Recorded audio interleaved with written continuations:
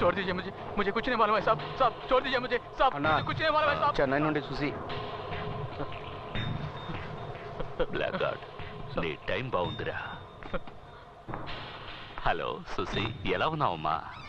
నేను సుసేన్ కాదు, నా పేరు బాలు. సేటు వాళ్ళ పక్కింట్లో ఉంటున్నాను. ఆహా, సుసి ఎలా ఉంది? బానే ఉంది. నేను మీతో ఒక ముఖ్యమైన విషయం మాట్లాడాలి.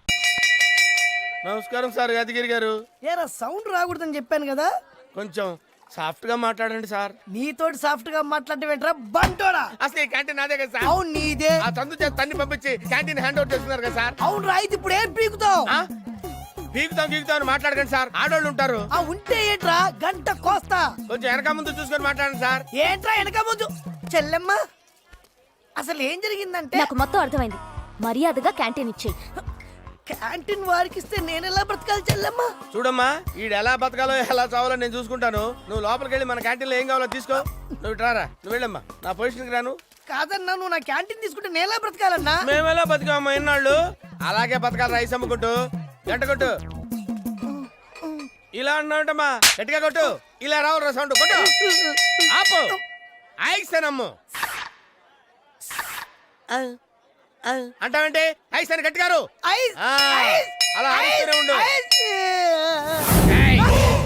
గంటే కదా అని ఆపేసావా, గుత్తి కోస్తా.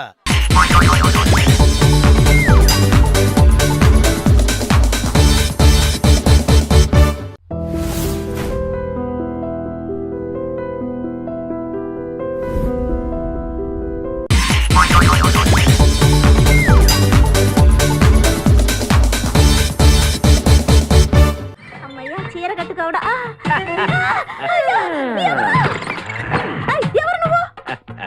చేతిలో స్టీరింగ్ ఉంటే ఏమంటారు? డ్రైవర్ అంటారు. పువ్వు ఉంటే పూలు అమ్ముకునేవాడంటారు. చిలిపి లవర్ అంటారు. ఎవరికి? నీకే. అయ్యా కుదరదు. ఇప్పుడు నేను చిలసౌని. చిలసౌ అంటే చిరంజీవి లక్ష్మి సౌభాగ్యవతిని, పెళ్లి కూతురిని. నువ్వు ఇంకో చిలసౌని చూసుకో. నాకు ఈ చిలసవ్వే కావాలి. అయ్యా చాలా రోజులుగా నేను ఆ పెళ్లి కొడుకుని ప్రేమిస్తున్నాను. వాడి గురించి నీకు పూర్తిగా తెలియదు. వాడో పచ్చి తాగుబోతు. రోజు 2 ఫుల్స్ కావాలి. నా బ్రాండేనా? అంటే నువ్వు కూడా 3 ఫుల్స్. ఇదిగో, వాడో పచ్చి తిరుగుబోతు. ఆల్రెడీ 2 అమ్మాయిల్ని. అయ్యయ్యా వేసు. నేను రివర్సా? ఆయ్ నీ చంప అదురుస్తూ నా దగ్గరేనా ట్రిక్స్? మర్యాదగా చెప్పు, నువ్వెవరు? తొందరపడి కాలెత్తకు. నేను పెళ్లి కొడుకు మేనమామ. ఆ భయం ఉందిగా చిలక. నీకేనా బుద్ధుందా? అసలు ఈ అమ్మాయి వరుస నీకేమవుతుందిరా? ఏమయ్య భద్రం, ఏంటే ఇది? ఇలాంటి బాబీ వరుస నీతి జాతి లేని కుటుంబంతో బియ్యం వద్దడం నాకు ఇష్టం లేదు. ఈ పెళ్లి క్యాన్సిల్.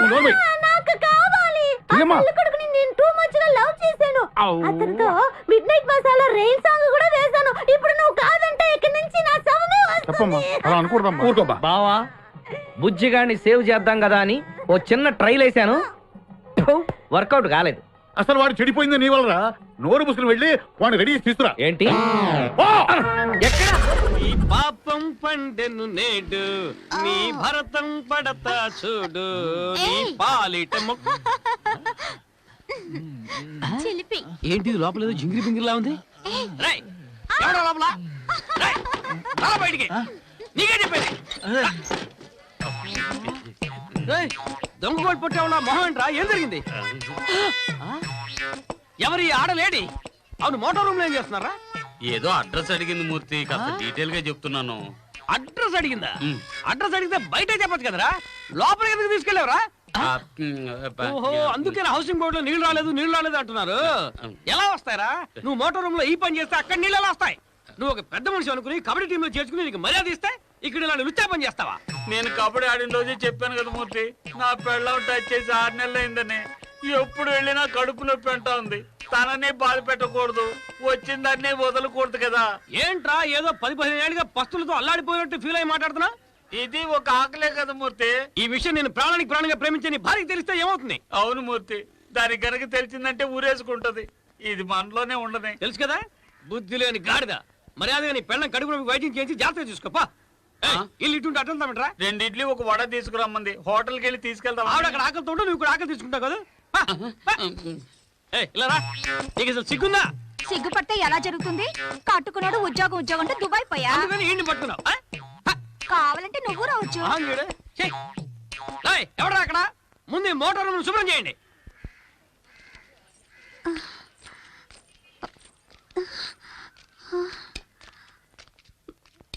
ఏ రత్తాలు, ఏంటి నీ మొగుడు కోసం చూస్తున్నావా? ఎప్పుడు కడుపు నొప్పి అంటుంటే వాడే అవసరం తీలేదరా. వాడు వేరే దాన్ని చూసుకుంటే. ఏంటండి మీరనేది? సరే ఏం భయపడకు, పోను అన్ని సర్దుకుంటాయి. నువ్వు నీ ఆరోగ్యం చూసుకుని వాడు కూడా అప్పుడప్పుడు సంతోష పెడుతుండు. ఏ ఇప్పుడు ఎక్కడున్నారండి ఆయన? వస్తున్నాడులే. వస్తున్నాడా? అయ్యో నా మొగుడు వస్తున్నాడట. ఎవడది పీటీ ఉషాలో పరిగెత్తున్నాడు?